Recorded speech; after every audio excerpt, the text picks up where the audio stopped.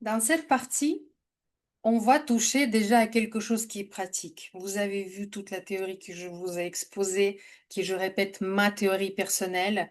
C'est mes recherches, c'est quelque chose qui m'influence. Et maintenant, je vais vous montrer ce qu'on fait. Comment ça marche? Comment est-ce que ça marche quand on fait le dessin intuitif?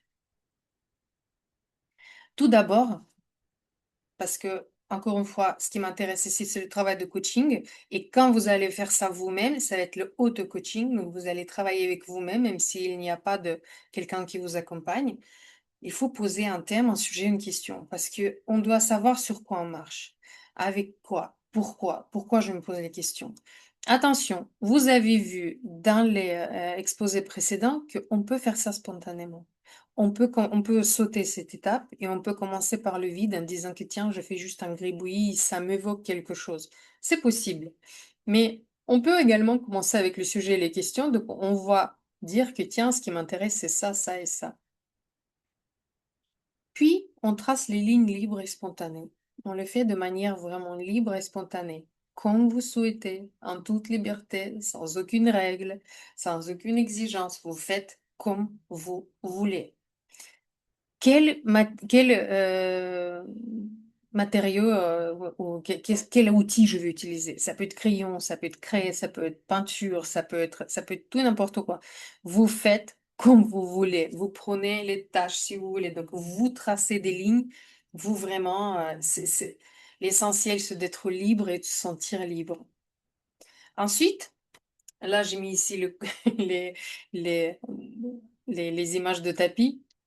Ensuite, on cherche les images. En Russie, pour ceux qui, je sais pas, vous imaginez, on est assez proche de l'Asie. Et donc, dans chaque famille, il y a un tapis un peu oriental. Et donc, chaque personne, je pense que je connais, on a cette histoire que quand mamie et papy essaient de te coucher, tu regardes ce tapis et t'as pas envie de dormir, t'as 5 ans, qu'est-ce que tu fais? Ah bah, tu regardes ces petits ornements, tu te dis, tiens, c'est une petite princesse. Et ça, je vois quelqu'un avec, je ne sais pas, qu'est-ce que je vois ici? Un bonbon, etc. Donc c'est intéressant ce jeu d'imagination dans les formes peut-être géométriques, peut-être spontanées. On cherche les images. Qu'est-ce que tu vois?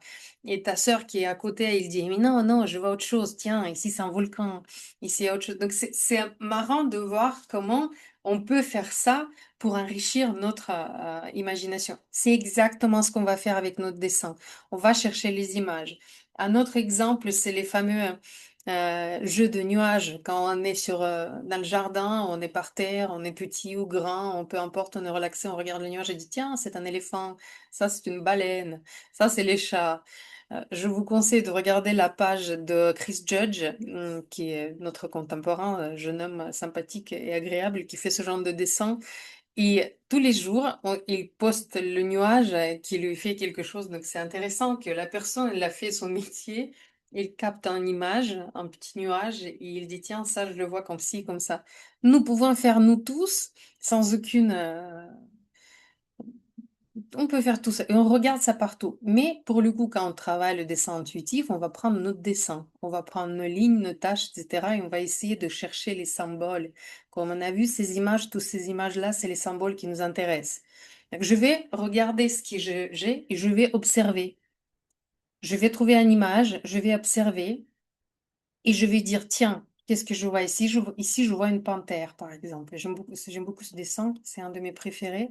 J'aime un panthère. Ça veut dire quoi, panthère, pour moi? Et quand je vois une panthère, j'observe également aussi les réactions. Vous vous souvenez, l'intégration de différents types de réception d'informations corporelles, émotionnelles, sens. C'est quoi le panthère pour moi? Qu'est-ce que ça veut dire? C'est un animal gracieux, c'est un animal super classe, elle est dangereuse, mais en même temps, c'est tout doux parce que c'est un petit chaton quand même. Donc, quelqu'un d'autre va répondre autre chose. Et quand je vais essayer d'interpréter ce symbole pour moi dans mon conscience, il y aura une réaction émotionnelle. Est-ce que j'ai peur de cette panthère-là ou elle m'évoque les sensations de plénitude ou de chaleur? Est-ce que j'ai vraiment chaud? Est-ce que je me gratte?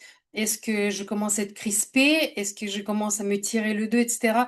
Donc, je vais regarder les images et je vais les voir vraiment de manière intégrale. Corps, émotion, sens. et mon image, elle devient porteur de cette information. C'est ça ce que je veux chercher, peu importe comment je le fais. Je le fais avec les crayons ou avec la peinture. Là, j'ai ici les taches d'aquarelle. Donc, je peux faire ce que je veux, ce que j'ai envie, ce que j'ai sous la main aussi, parce qu'on est tous, on n'est pas obligé d'avoir un atelier d'artistes grand renommé pour avoir 38 milliards de nuances de rouge. Tout ce que j'ai, je peux faire ça avec le crayon noir, je peux faire ça avec le simple stylo. Je le fais et je cherche un symbole. Pour moi, c'est le plus important. C'est de trouver le symbole. Après, quand je l'ai trouvé, l'idée est de embellir ce que j'ai fait. Mon travail doit me plaire. Ça, c'est quelque chose qui c'est important de le rendre joli. Donc, si je vais utiliser la théorie de Alexandre Lubimov, donc je vais carrément changer ce qui me plaît pas et je peux le réécrire, je peux forcer, je peux dire non, j'aime pas ce que tu me dis. Je vais prendre un autre truc, je peux même détruire la partie qui me plaît pas. Je peux refaire ça de manière pour que, en fait, je fais cette histoire de remplacement. Je veux le remplacer si c'est nécessaire. Et si ce n'est pas nécessaire, je veux le juste sublimer et je veux sortir cette partie qui me plaise autant. Donc, il faut que je sois contente. Et vous, en tant qu'auteur, il faut que vous soyez content. Et après tout ça, je veux interpréter. Donc finalement, il y aura une interprétation. Pourquoi j'ai vu cette panthère? Pourquoi j'ai eu ce sentiment au niveau de mon corps? Pourquoi j'ai senti la colère ou la joie? Pourquoi ça s'est passé de cette manière-là? Est-ce que c'est lié? Parce que finalement, c'est la panthère qui me fait ça. C'est la panthère qui me fait sentir de cette manière. Parce que le dessin en soi, il ne fait ni chaud ni froid. Ce qui me fait chaud ou froid, c'est en fait mon attitude vis-à-vis de l'image, donc de ce symbole que j'ai vu moi-même.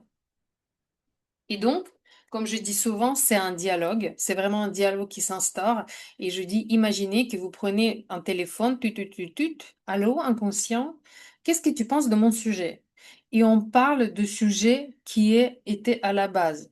Ou vous pouvez dire, qu'est-ce que tu penses de mon état? Là, je me sens pas bien, ou il y a quelque chose, qu'est-ce que tu en penses en fait? Et vous lui montrez l'image, parce que l'inconscient, il ne peut pas vous répondre juste avec les mots. Et c'est un autre monde, c'est un cerveau irrationnel qui ne peut pas vous répondre comme moi je vous communique là tout de suite. Il va vous donner une image. Donc là, il y a un truc, il vous dit, oh, tiens, et vous lui dites, j'ai vu un pigeon, parce que là, ici, j'ai vu vraiment un pigeon, voilà, il est là, je le vois. Est-ce que c'est bon? Il me dit avec les émotions ou le corps. Il va me montrer est-ce que je suis contente ou est-ce que je suis pas contente. Donc, vous allez capter cette émotion. C'est quelque chose qui va être à l'intérieur de vous. Vous allez capter ça. Et en fonction de réaction par rapport à ce que vous avez vu, vous allez aussi pouvoir réajuster votre dialogue. Parce que à ce stade-là, ça peut recommencer. Donc, non, elle va te dire, par exemple, ce n'est pas un pigeon. Hop, et la deuxième image qui apparaît. C'est vraiment dans la tête où vous allez le voir sur le fait, donc ce n'est plus un pigeon, c'est autre chose. Ça peut aller vraiment plusieurs fois. Et donc, pour ceux qui ont fait les supervisions avec moi, vous avez vu que l'image, il peut se répéter. Si je l'interprète pas bien, il va insister. C'est vraiment impressionnant. Il va insister, il va dire, mais non, c'est pas comme ça, cherche, cherche, cherche. Et je vais pas être contente. Donc, jusqu'à ce que je sens cette sensation qui est, oui, on est aligné. Je t'ai compris. Merci, je t'ai bien compris. Je t'ai entendu et ça se passe bien. Et il faut absolument observer pas seulement les émotions, mais le corps, parce que parfois, on est capable de mentir à soi-même, parce qu'on a vu que le conscient, sa fonction principale, c'est de nous protéger. Et il n'aime pas les changements. Il n'aime pas les changements, donc qu'est-ce qu'il va faire? Il va me dire, mais non, c'est pas un pigeon, c'est autre chose. Donc, il va enlever cette partie-là qui peut être dérangeant et il va essayer de endormir, vous endormir. Bah oui, oui, c'est comme on pouvait voir. Donc, il y a plein d'images qui montrent, je sais pas, la guerre, la violence, etc. Et la personne qui regarde, oh, c'est le peace and love, le monde dans le... c'est un peu bizarre, t'as vu que tout est noir chez toi. Donc, fais un peu rapprochement.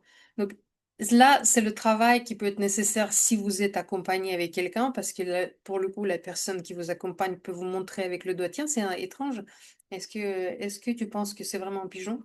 Est-ce que c'est autre chose? Sans vous imposer ce point de vue, mais corriger un petit peu, de guider et dire, t'es sûr que c'est ça? Et regarde, parce que pour une personne tierce, ça peut être tellement évident Et c'est pas spécialement évident quand on est dedans et quand on n'a pas envie de savoir des réponses. Parce que notre cerveau, il est bien fait, il nous protège de danger. Et si j'ai pas instauré le dialogue avec mon parti inconscient, le conscience va nous bloquer toute information qui va aller de là. C'est ça ce qui est intéressant. Donc, mais le corps ne ment jamais, les émotions ne mentent jamais. Donc, si je vois qu'il y a quelque chose qui va pas, je vais être patiente et je vais continuer, continuer, continuer jusqu'à ce que je vois en fait l'image qui et je vois que l'émotion derrière le corps elle se détend, donc je vois que ça suit en fait et je trouvais ma réponse. C'est ça l'idée. Donc, pourquoi on fait tout ça? Pour le coup, donc pour savoir que à la fin, on a dessiné, on a trouvé, on a interprété, on a observé tout ça, on a compris cette information, mais pourquoi on fait tout ça avec vous? Quelqu'un va dire que, en fait, pour rien. Et c'est aussi une action, parce que de ne rien faire, c'est une action. Donc, ce qui est important à la fin de chaque séance, c'est de se dire, mais qu'est-ce que je vais faire après? Si la réponse est de ne rien faire et je vais me reposer et je ne veux rien, rien, rien faire du tout, c'est OK comme réponse. Mais il faut être conscient et il faut le noter. Je veux rien faire. Si j'ai envie de créer quelque chose, je vais dire je vais faire ça. Je vais aller chercher le travail. Je vais créer. Je vais courir à gauche, à droite. Tiens, j'ai vu mon objectif, je vais le suivre. J'ai envie de faire du sport. Je sors pas. Ça nous sert à se mettre en mouvement. Et en tant que coach, parce que c'est ça là où je me revendique en tant que coach, mon but principal, c'est de vous mettre en mouvement pour que ce dessin-là, il vous amène un petit quelque chose en plus, mais quelque chose que vous allez quantifier. Vous allez dire un, 2, 3. Aujourd'hui, je me couche plus tôt, je bois un verre d'eau et je sais pas, je suis contente de moi-même. Je vais être fière de moi, par exemple. Donc, un, 2, 3. Faites les petites choses et c'est comme ça que vous allez avancer. Donc, ce que je voulais dire avec ça, c'est ce qu'on fait ici avec tous ces dessins, c'est pour se mettre en action, c'est pour avancer et c'est pour améliorer en fait notre bien-être. C'est ça le but de notre exercice et c'est ça le but de tous les dessins que je vous ai proposés avant, qui sont enregistrés. Vous pouvez toujours revenir avec cette optique. Vous pouvez les regarder parce que ça reste d'actualité. Les sessions que je vais vous proposer, ça va être le même principe. Il y aura la composition qui va changer parce que parfois je vais vous rajouter plus de profondeur avec les techniques d'autres auteurs. Parfois on va chercher euh, je sais pas, plus d'amusement. Parfois, on va aller plus dans le recherche profonde de soi. Il y aura une occasion, par exemple, fête de mère, on a fait les mères. Il y aura Noël, on va dessiner Noël. Mais le but reste le même, communiquer avec soi-même. Peu importe, les classes peuvent être différentes, il y aura les sujets qui vont être différents, je vais vous proposer les thèmes différents, on va s'amuser un petit peu différemment, mais à la clé, c'est toujours ça.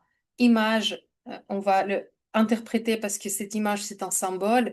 Notre ligne, elle nous permet de nous sortir ça sur le feuille et ensuite, je communique, mais je communique pas seulement avec vous, je communique pas entre quelqu'un, mon coach et vous ou le groupe quand on Non. Je communique avant tout avec moi.